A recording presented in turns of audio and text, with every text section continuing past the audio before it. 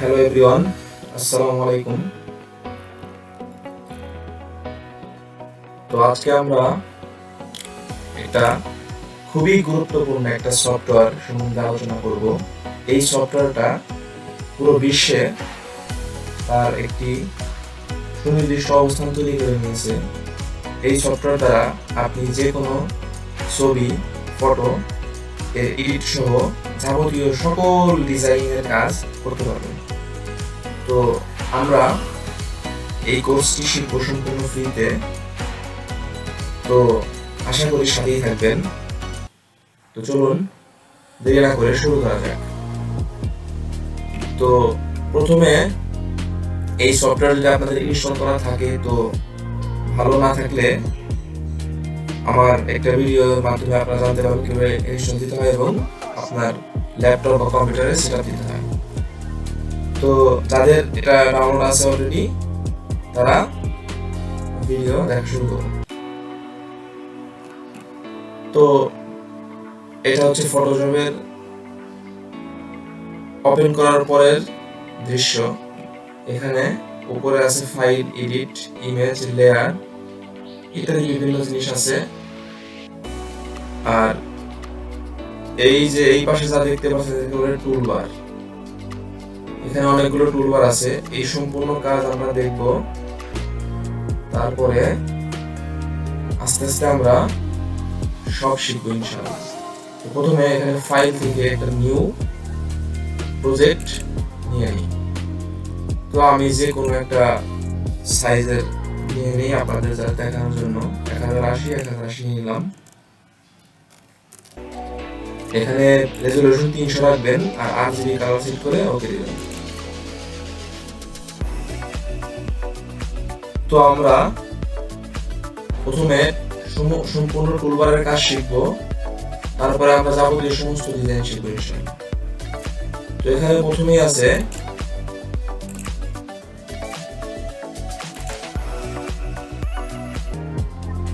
আছে elliptical marking টুল। তো এটার কাজ কি? এটা দ্বারা আপনারা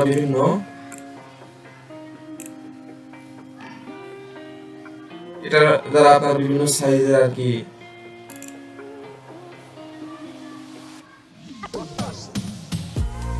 লেয়ার নিতে পারবেন, যেমন আমি আপনাদের দেখাই।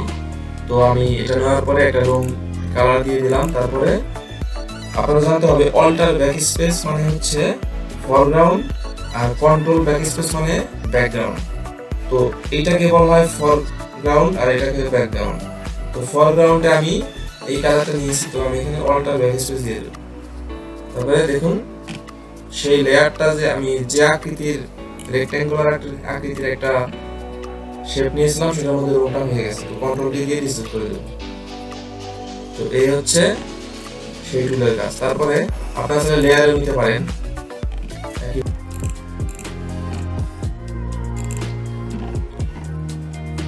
তো আমরা লেয়ারে নিব। এরপরটা নিব লেয়ার। এটা হচ্ছে ইলিপটিক্যাল মার্কিং টুল।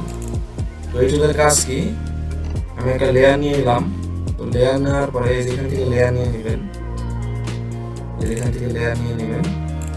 তো লেয়ার নেওয়ার পরে সেই লেয়ার আমি এখান থেকে যে দ্বিতীয়টা ইলেকট্রিক্যাল মার্কিং টুল, এটা আমি নেব।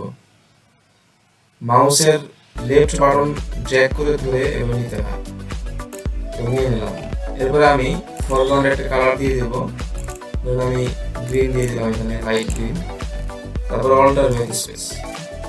এই যে কত সুন্দর একটি সার্কেল হয়ে গেছে। কন্ট্রোল ডি দিয়ে ডিসিলেক্ট করে দিলাম। আর যদি আপনারা চান যে এখানে বৃত্তটা খুব সুন্দর গোল আকৃতি নেবেন, তাহলে শিফট ধরে মাউসের লেফট বাটন ড্র্যাগ করবেন, শিফট ধরে, তাহলে সুন্দর গোল আকৃতি হবে। এই একটা গোল আকৃতি হয়ে গেল। এখান থেকে আমি কালারটা দিয়ে দিই। আমি দিলাম এখন ব্লু দিয়ে দিলাম। অল্টার ব্যাকস্পেস, কন্ট্রোল ডি দিয়ে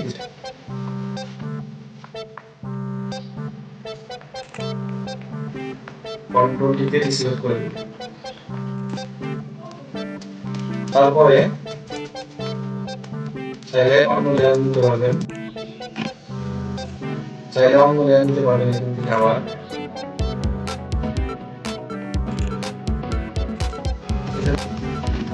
একটা লেয়ার নিলাম, তারপরে রেক্টেঙ্গুলার টুল দিয়ে এরকম একটা আমি দিলাম। তারপরে এখান থেকে আমি একটা গ্রিন দিয়ে দিলাম, অল্টার ব্যাকস্পেস কন্ট্রোল দিয়ে দিচ্ছি। তারপরে আরেকটা লেয়ার নিয়ে আমি শেয়ার দিয়ে রেক্টেঙ্গুলার মার্জিন টুল নিয়ে এরকম দিয়ে দিই। তারপরে এখান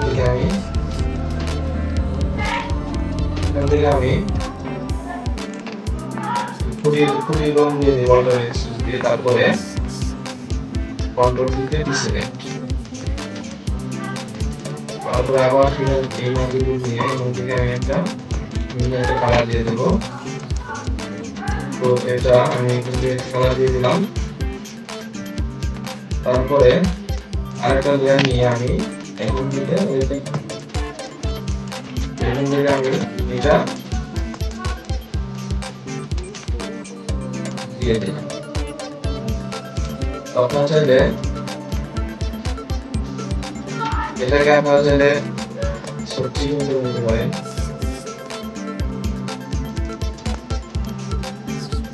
তো এই হচ্ছে একটা ফটোটা হয়ে গেছে। এরপর আসি সিলেকশন টুল, মুভ টুল। এই মুভ টুলের কাজ হচ্ছে এখানে এই মুভ টুল সিলেক্ট করে এদিকে সরাতে পারবে।